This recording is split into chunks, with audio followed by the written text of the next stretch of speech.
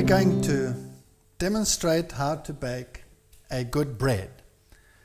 Now, bread is the staff of life, and people make such a fuss about bread, and some people want to bake every ingredient that is necessary for survival into a bread. A bread doesn't have to contain everything that you need. A bread should become part of a balanced lifestyle.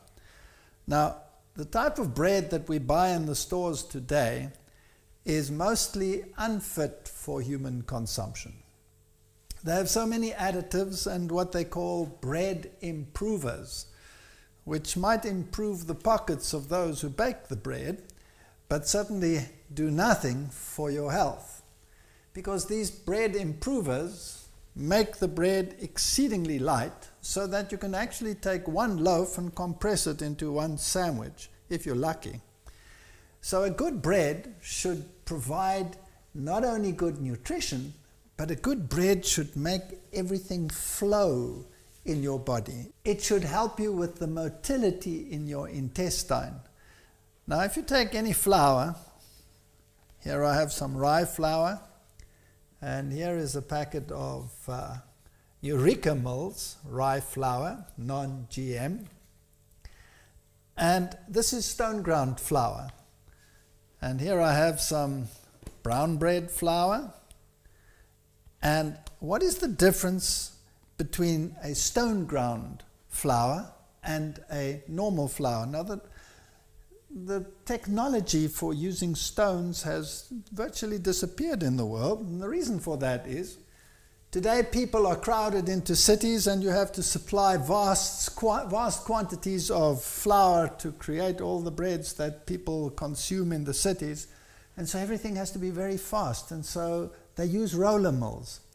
And roller mills have rollers that are set at different heights from each other.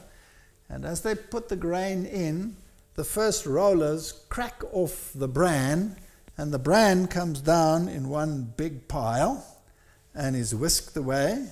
And then the flour, the white portion of the meal, comes off, the endosperm. That is where most of the carbohydrate is. And then you have the germ, in which there are the oils and everything that is necessary for the growth of the new plant. And because there's a lot of oil of it, it gets stuck on the rollers, and then they have scrapers that scrape it off the rollers, and in the end you have three piles. You have your bran, you have your flour, and then you have your wheat germ, which is sticky. And that's rather good for the industry because they now have three piles to deal with. So the one pile they sell to the cosmetic industry, the other pile they give you to eat, and the other pile they also sell to the cosmetic industry, or they make cookies and things out of the bran, but there's hardly any nutrition in it.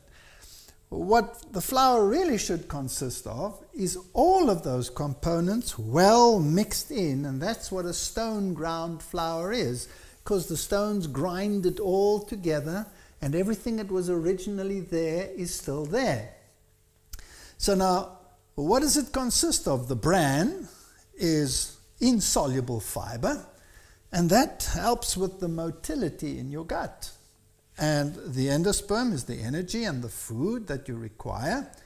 But the bran mixed in with this adds fiber, which holds onto the glucose so that you don't get a glucose surge. So only a whole ground flour will be able to give you all the nutrients in the balanced form that we needed. Today people complain about so many problems like gluten intolerance and all of these issues, but these intolerances come more from our lifestyle than from an actual allergy.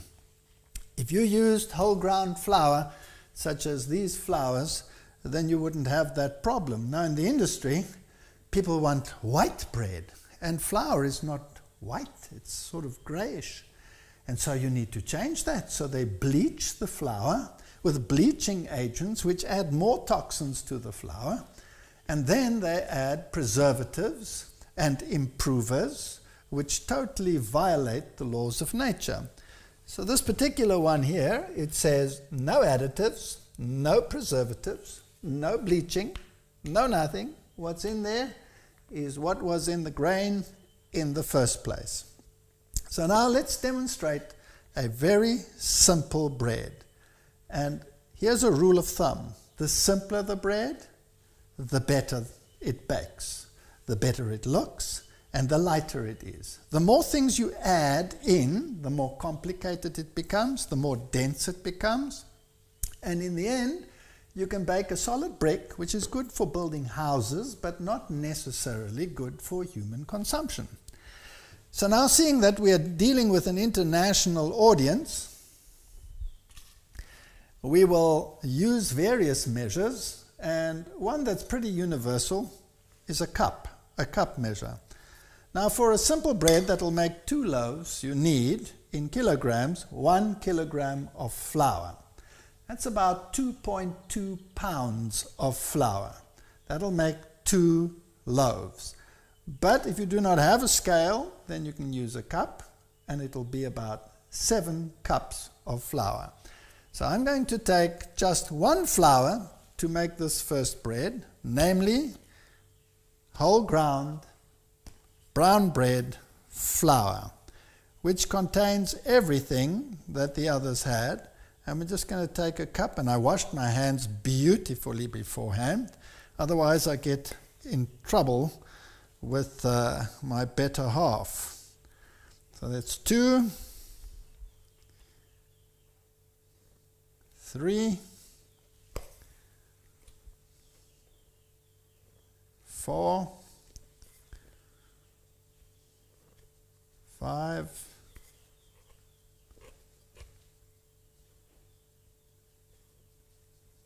6, 7.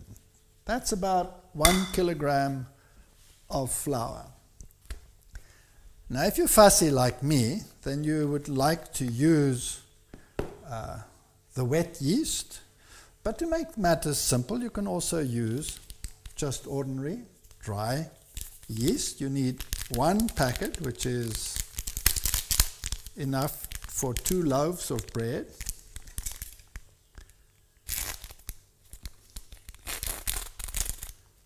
And the instant dried yeast you can add straight to the bread. Now, if you're using the real stuff, the wet one, then you mix it, you put it in a little bowl, you add a little bit of flour, and you add a little bit of something sweet like honey or even sugar, and you let it first bubble, and then when you see that it's really nice and active, well, then you use that. But this will work just fine. So 1 packet of yeast, and then we need some salt. I'm using sea salt. You can use Himalayan salt. Don't use salt that is not all the elements. So we use sea salt or Himalayan salt. 1 tablespoon would be just fine. It sounds like a lot, but remember that this is going to make a lot more than what meets the eye. And then we'll mix the flour and the yeast.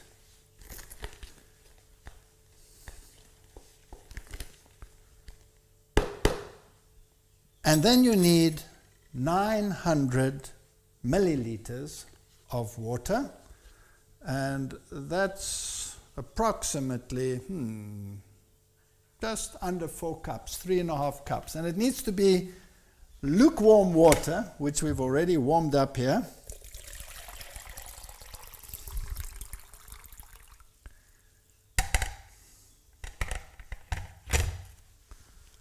Let me just see whether this is correct.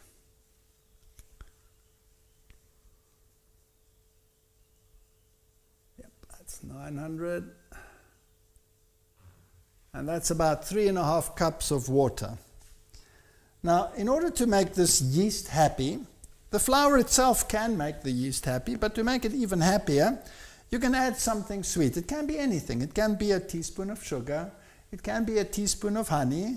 And if you want a little bit of color, if you're making a brown bread, then a good idea is to take some crude blackstrap molasses. And what I will do is I'll just take 1 tablespoon of that and I'll mix it with the water.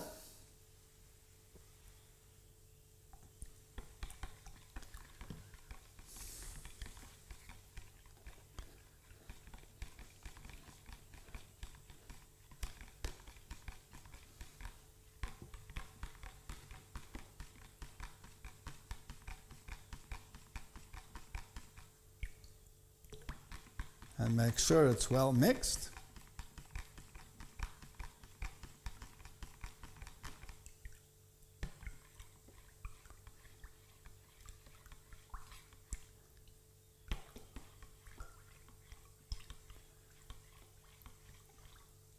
There we go. Now, what do we have in here? All we have in here is the flour and a little bit of salt and the yeast. Now, if you want to add something more, some omegas, then you can add some ground linseed, which is an excellent idea to add some linseed, but it's not necessary. If you don't have any, it doesn't matter. It won't make any difference. But the ground linseed will give you more of the fibers to help you with your digestive processes, and it will also give you the omegas that you require. So it's an excellent additive, and you can add about 2 or 3 tablespoons of that, and that should make it just a little bit more interesting. And then if you have a machine, you can mix this in a machine, but we want to do it the old-fashioned way, which is far more fun. And it takes some elbow grease, so ladies, train your husbands to do this, and if they don't want to do it properly, train them again. Now, I'm not going to put in all the water because I want to make sure that the texture is right, because not all flours are exactly the same. Some absorb more and some absorb less, and so it depends on your flour. In this case, it's pretty absorbent, and so I think we actually will need some more. You can add more, and I'll show you the texture in a moment. I'm actually going to add about 1 liter of water, so I'm going to take some more water.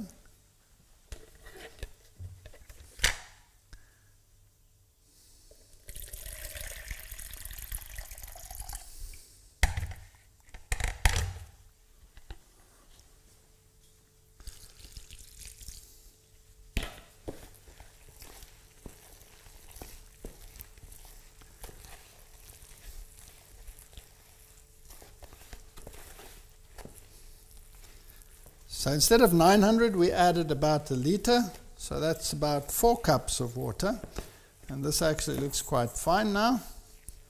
Now, the best thing to do is to use your hand, and this is the most important thing about baking bread.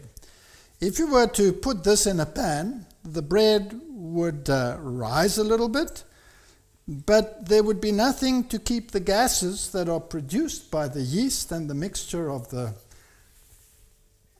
sweet substance that you've added. And what you would bake, if you bake this, you would bake a perfect brick, which you would need a hacksaw in order to make a slice. So what you need to do is to get this into a sort of a chewing gum consistency, and for that your hand is the very best thing. Now you can do it in a circular motion with a punching motion, and you can see it just breaks apart. This is useless. It has to become like glue, and that you do by developing the gluten, and that means elbow grease. So this is what you do.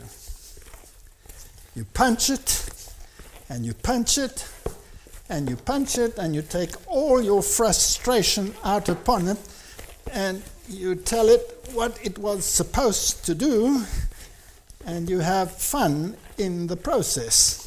And it's good exercise. This is the most important bit in any bread.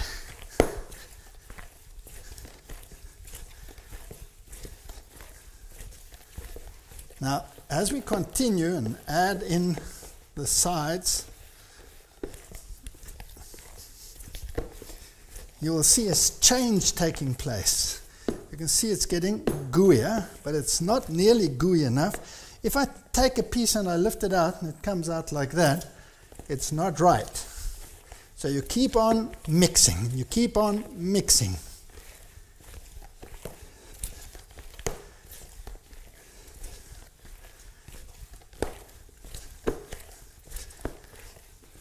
This is what a machine will do for you.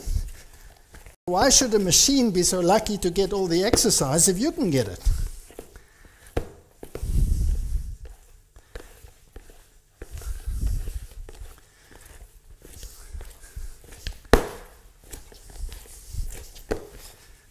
So it's a circular motion and a punch, and a circular and a punch, circular and a punch.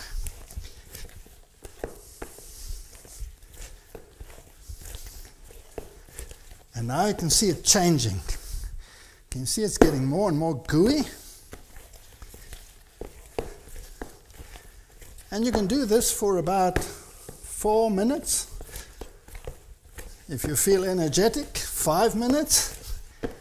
If you're really angry, 6 minutes.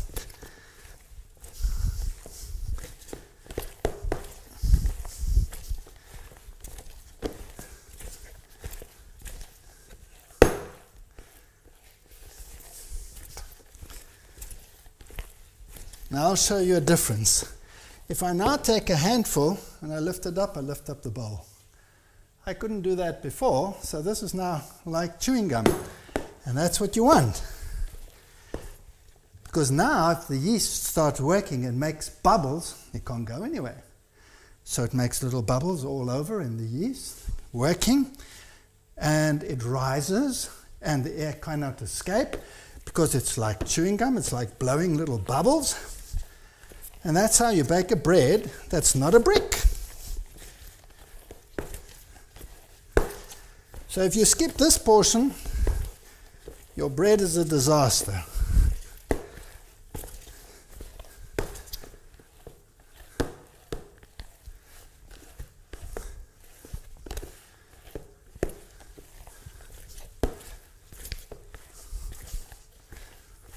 Now one can overdo it.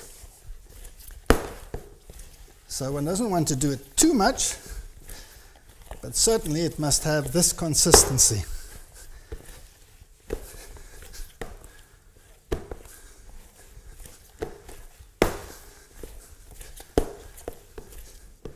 Now watch this.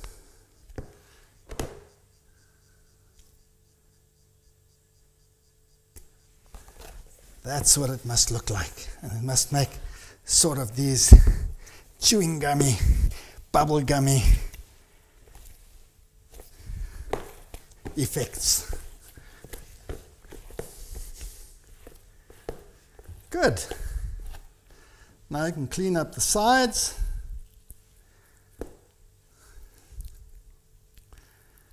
And if it's brown bread flour, it washes off very easily under the tap. If it's a more dense flour, well, then it takes a little bit more time to get it all off.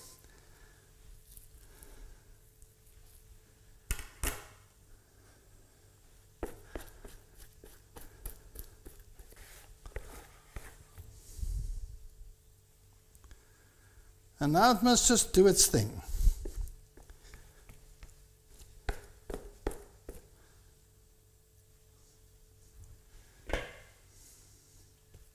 So that's what it looks like.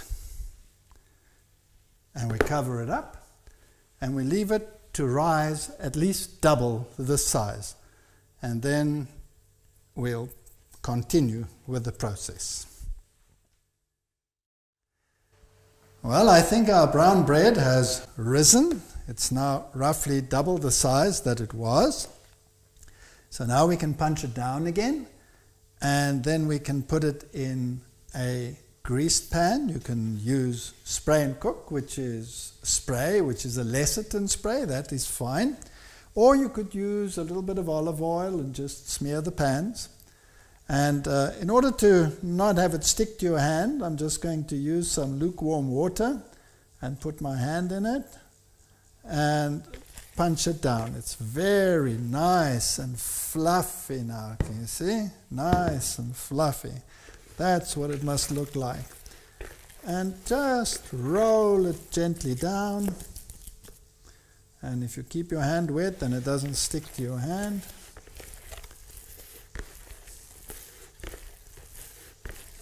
Gently punch it down. No heavy kneading necessary now. Just a nice smooth dough. And you can see it's nice and gooey, like chewing gum. And now we can put it in the pans. We'll see how many loaves we can make with this.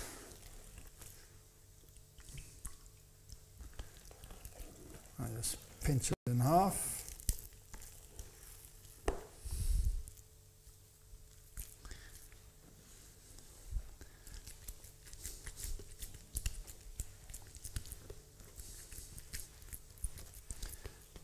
And make a nice little dome in the middle, like that.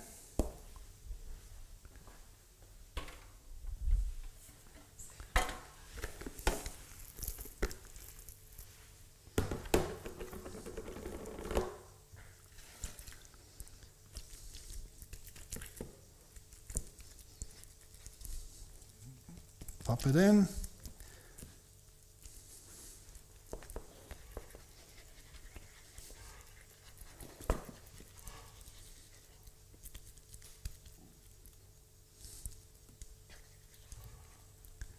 There we go. So it made 2 loaves, and these must rise again until they are nice and high.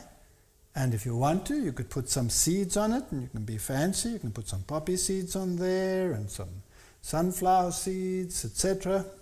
But we're just going to make a plain brown bread. So this is very simple. All that's in there is brown bread flour. It doesn't have any other flours or anything. It has a little bit of linseed, ground linseed, to give you some omegas and a few more interesting components to help your digestive system. And very simple, very easy to make. But the trick is in the kneading and in the waiting.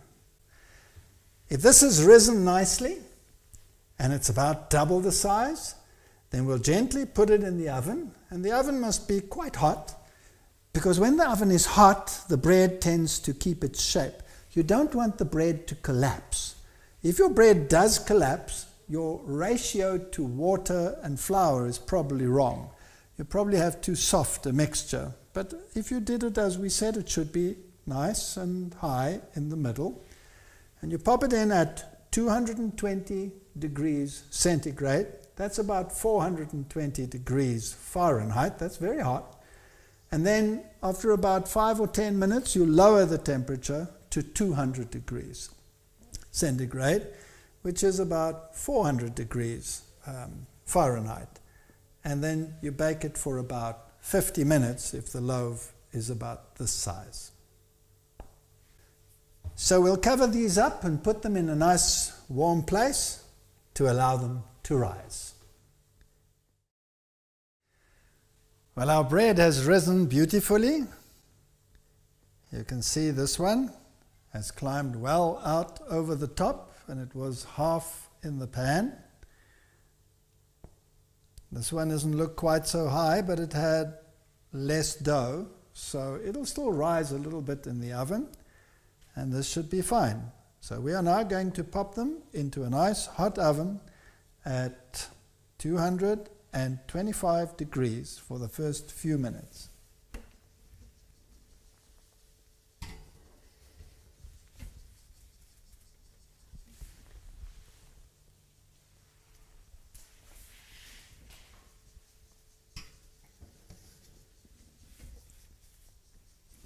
And don't bump it so that it doesn't fall flat. Everything is very gently. And then in about 5-10 minutes, we'll bring the temperature down to 200 degrees, and we'll keep it at that temperature until the full 50 minutes, and then we will take it out and look. Well, our bread is now ready to come out of the oven. Let's have a look what happened to it.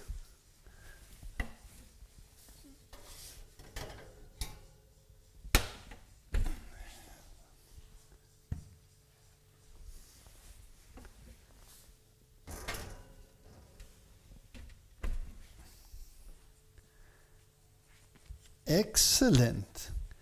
Now when you look at this little bread here, you can see that it's nice and round, which means that the ratio of the mixture, the water and the flour, is perfect. Now if your bread is not round like this and it's making a dent at the top, there are a number of possibilities. Number one, it could be that you put it in the oven and you banged the door and then it dropped, or somebody put a heavy draft on it. That could make a bread fall. But the most likely reason is that you have too much water in your mixture. Because if the water mixture is not right, then it will make a dent, and the bread will also be soggy if there's too much water. That's why rather make sure that you don't exceed the amount of water, and you get used to it after a while. And it must sound nice and hollow. Listen to that. I will let it sweat in the pan a little bit, a couple of minutes, 3 or 4, and then we'll take them out of the pan.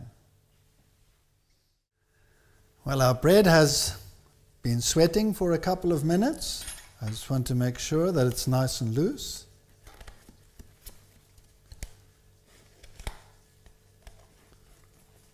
That looks nice. This one. Now it should just pop out if everything's going well. Perfect. And this one.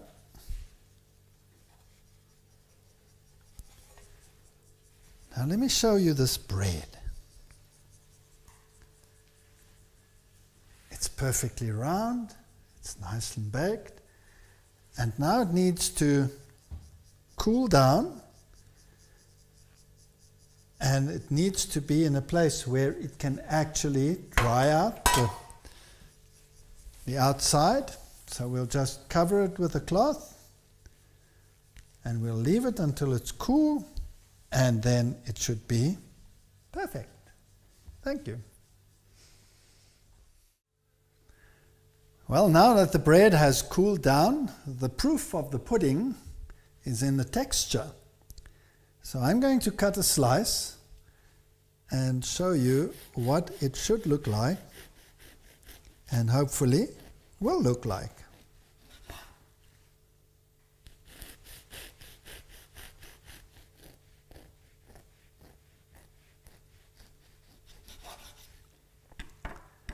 Now, the first thing I would like to show is the texture. You can see all these little bubbles in here, which means that the bread has risen properly, and it's light, and it will be a sweet loaf. And that's what loaves should be like. They should be light, and they should have a natural sweetness. Now, when you buy bread in the stores, when you bend it, they break because they are brittle, because the gluten hasn't been developed and all the factors that need to be in there are not present. Now, if we look at the texture of this one, you can see how pliable it is. It doesn't break. You can smear it. This is, even if I say so myself, perfect. And if you have bread like this on a regular basis, it will keep your gut regular, you will stay healthy, and you will feel a different person. There's a lot of religion in a good bread.